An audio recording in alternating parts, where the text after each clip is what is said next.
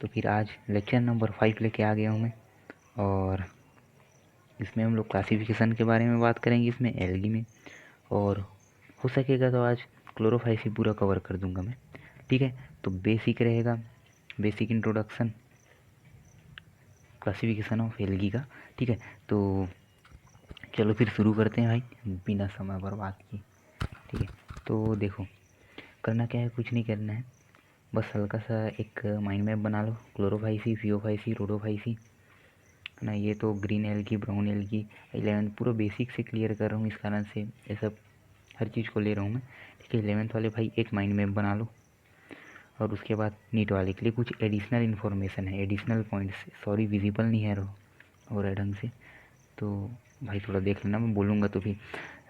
चलो इसमें एनसीईआरटी का जो टेबल है उसको देखेंगे। उसके अलावा एनसीईआरटी के टेबल के अलावा और कुछ ज़्यादा पूछेगा नहीं नीट में, और जो 11th क्लास के लिए भी उतना काफ़ी रहेगा, तो नीट वाले भाई के लिए। ठीक है, तो इसमें फिर टेबल ले लेते हैं हम लोग डायरेक्ट। तो फिर चलो शुरू करते हैं। तो टेबल ये है हमारा एनसीईआरटी टेबल, ये। चलो फिर इसमें देखते हैं।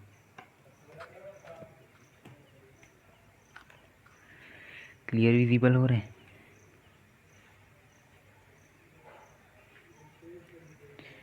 मेरे ख्याल से हो रहा होगा।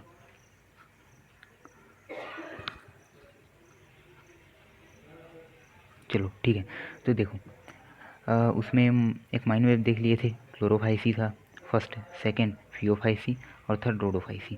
तो देखो इसमें ये क्या है, जो कॉमन नेम इसको क्या बोलते हैं, ग्रीन एल्गी जो हम लोग देखते हैं, वो तालाब वालाब में काई वाई हो गया। और ब्राउन एल्गी भी देखे हो गए मेरे हिसाब से। और रेड एल्गी भी देखे होगे, मतलब ऑब्जर्व करना वहीं पर ही रहता है।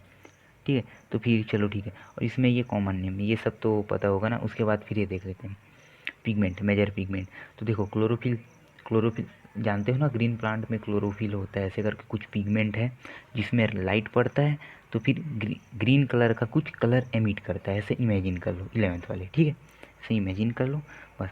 तो ये क्लोरोफिल कोई पिगमेंट है, मतलब कोई पेंट है, ऐसे पेंट हो चुका है किसी चीज़ में। एक कोई पॉइंट है, पॉइंट में कुछ पेंट कर दिया है ग्रीन कलर का, और उधर से अगर लाइट पड़ेगा तो ग्रीन कलर का विजिबल होगा, जैसे ग्रीन पिगमेंट समझ लो क्लोरोफिल।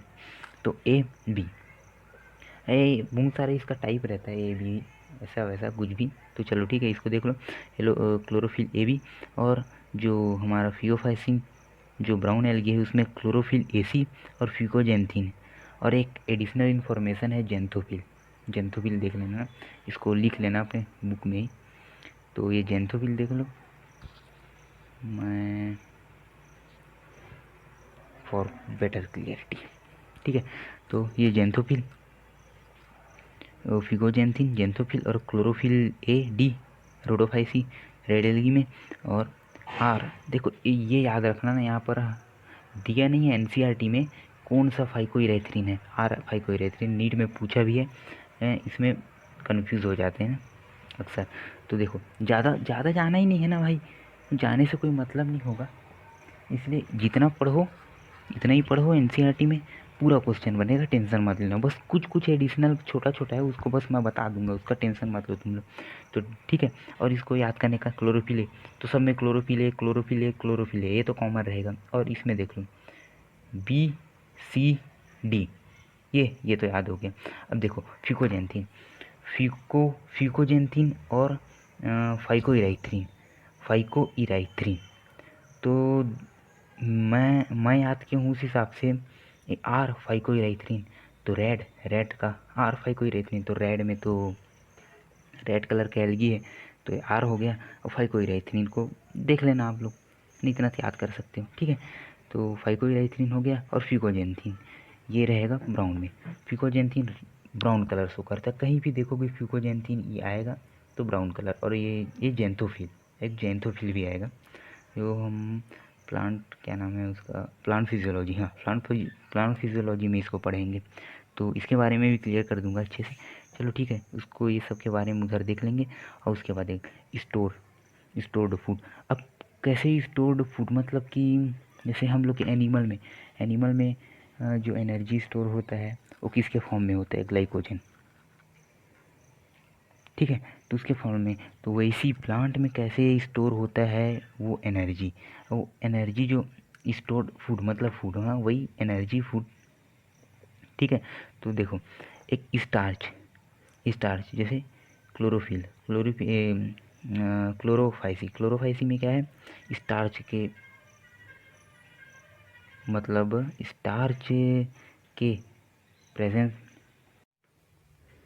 तो ठीक है।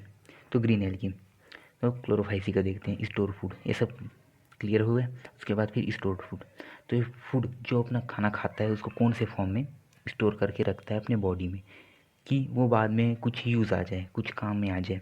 जैसे कुछ, जैसे हम लोग के में फैट रहता है, ऐसा कुछ करके समझ सकते हो, ठीक है। वैसे ही हम लोग भी कुछ अपना स्टोर करके रखते हैं, जो अगर कुछ मिल नहीं रहा है, अनफेवरेबल कंडीशन जहाँ पर कुछ नहीं, ये सब क्लियर कर चुका हूँ, ठीक है। तो कुछ नहीं मिल रहा है तो उसमें ये इसको तोड़ेंगे, तोड़ने के बाद एनर्जी बना के उसको यूज़ करेंगे, ठीक है। तो ये क्लियर। तो ये स्टार्च के फॉर्म में कौन करता है, ग्रीन एल्गी, जो ग्रीन कलर का एल्गी है वो, ठीक है। उसके बाद फिर जो ब्राउन कलर का एल्गी है वो मैनिटोल और लेमिनेरिन, लेमिनेरिन है, दोनों याद रखना, मैनिटोल और लेमिनेरिन। और ये लेमिनेरिन एक प्रकार का कार्बोहाइड्रेट है, ठीक है। कार्बोहाइड्रेट जो जो हम खाते, जैसे चावल है, चावल में क्या रहता है, कार्बोहाइड्रेट, जो एनर्जी देता है हमको, एनर्जी, मतलब कि जैसे छत्तीसगढ़ के लोग को देखना, छत्तीसगढ़ के जहाँ चावल ही खाते हैं, जो किसान आदमी रहते हैं, ठीक है, तो वो उनको पूरा दिन भर का एनर्जी देता है। और वही अगर रोटी खा के निकाले तो भाई हम लोग का तो आधा दिन भी नहीं कटेगा। तो इस कारण से कार्बोहाइड्रेट किस में रहता है, चावल में रहता है, ठीक है। तो ये भी थोड़ा देख लेना।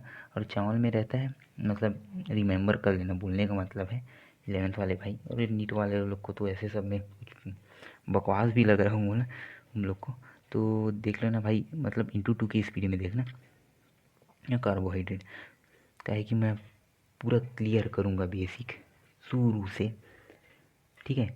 किसी को प्रॉब्लम नहीं जाना चाहिए। इस 4th क्लास का भी बच्चा देखे ना, समझ में आए, हाँ भाई ये बोल रहे हैं ऐसे करके, ठीक है। तो इस कारण से भाई थोड़ा कोऑपरेट करो, ठीक।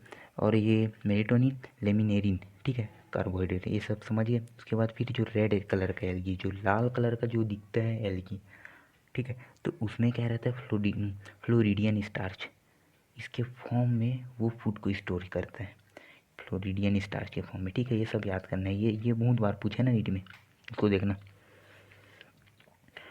तो सेल वॉल के बारे में देख लेते हैं अब। सेल का वॉल, सेल वॉल, सेल का दीवार, मतलब जो सेल है हमारा, अब सेल वेल तो आप पढ़े होगे ना, ठीक है। तो देखो ये बता देता हूँ, ये मान लो ग्रीन एल्गी का सेल है, जी मतलब ग्रीन एल्गी, तो उसके ऊपर में ये वॉल है, ये वॉल, ये दीवार बना है ना, कि कोई आ मस जाए, कोई कूद फांद के आ मस जाए, ऐसे करके इमेजिन कर लो 11th वाले। तो ये वॉल बना है, ठीक है। तो ये वॉल किससे बना होगा, सेल्यूलोज से, है ना। ये सब हम लोग उसमें बायोमोलिक्यूल में देखेंगे क्या है सेल्यूलोज, एक कंपाउंड या फिर कुछ ऑर्गेनिक मैटर है, समझ लो, ऐसे करके इमेजिन करके समझ लो, इससे बना रहता है, ठीक है। ये सब याद कर लो भाई, ये भी भाई कि ये सब आगे देखेंगे, ठीक है। वैसे ही ये ब्राउन एल्गी है, ब्राउन एल्गी का बात कर रहे हैं ना, तो उसमें जो रहेगा सेल्यूलोज भी रहेगा, सेल्यूलोज से बना रहेगा, और उसके ऊपर में एक परत रहेगा, एकदम परत ऐसा, ठीक है। तो उसको बोलेंगे एल्जीन। ये आउटसाइड, आउटसाइड जेलिटिनियस रहता है ना, जेलिटिनियस मतलब एकदम जेली टाइप का, एकदम पतला लेयर रहेगा, ऐसे कवर करके रहेगा, ठीक है। और फिर अब बचा रेड एल्गी, रेड एल्गी में cellulose, pectin and polysulphide ester, तो ये सेल्यूलोस से भी बना रहेगा, और किसी किसी में और बहुत बहुत सारे एल्गी रहते हैं ना, इसका भी कुछ प्रकार होगा, ये सब पढ़ेंगे, ठीक है। तो किसी किसी में ये पेक्टिन का भी रहेगा, पेक्टिन को ऐसे रिप्रेजेंट कर देता हूँ, और कोई कोई में ये पॉलीसल्फेट ईस्टर का रहेगा, ये गोला गोला, ठीक है ना, समझ रहे हो ना। चलो ठीक है, तो फिर cell wall clear. Flagellar number and a position of the insertion, तो ये जैसे कि उसका यहीं पर बता देता हूँ, इसका सेल है तो उसमें फ्लैजिला आपको बताया था मूवमेंट के लिए, ठीक है, मूवमेंट के लिए उसके जो उसका बात किए थे ना हम लोग, रिप्रोडक्शन के लिए सेक्सुअल रिप्रोडक्शन ये सब में बात किए। तो इसको जो फ्लैजिला है वो कितना ठो रहेगा, कहाँ रहेगा, यही सब, तो इक्वल, ये सब हम लोग बायोलॉजिकल क्लासिफिकेशन में पढ़ चुके होंगे, मतलब मैं यहीं से शुरू कर रहा हूँ ना, इस कारण से, तो पढ़ चुके होंगे आप लोग, इसमें ज़्यादा बताना नहीं पड़ेगा, तो इसलिए मैं इसको छोड़ रहा हूँ। 2 8 इक्वल बराबर बराबर, ठीक है, इक्वल एपिकल ना ऊपर में, ठीक है, तो अनइक्वल लेटरल। अब ये एपिकल लेटरल का कंसेप्ट सॉरी, ठीक है, तो ये अनइक्वल, तो कोई अनइक्वल है, ये इक्वल बोला है, तो ये बराबर रहेगा ना, ये इतना बड़ा, ये इतना बड़ा, ठीक है, इतना, ठीक है, और एपिकल मतलब ऊपर में, इसको मैं, ठीक है, और जो ये अनइक्वल लेटरल, ये लेटरल साइड है, एक छोटा एक बड़ा, सॉरी एक छोटा, अनइक्वल लेटरल, अरे एब्सेंट मतलब रहेगा ही नहीं, ऐसा कुछ है उसमें, है नहीं है, ठीक है। अब उसके हैबिटेट के बारे में तो ये सब तो पढ़ लेंगे, fresh water, blackish water, salt water और फ्रेश वाटर, ये सब याद करने का है, इसको याद कर लेना अच्छे से। उसके बाद फिर आगे देखेंगे इसके बारे में। तो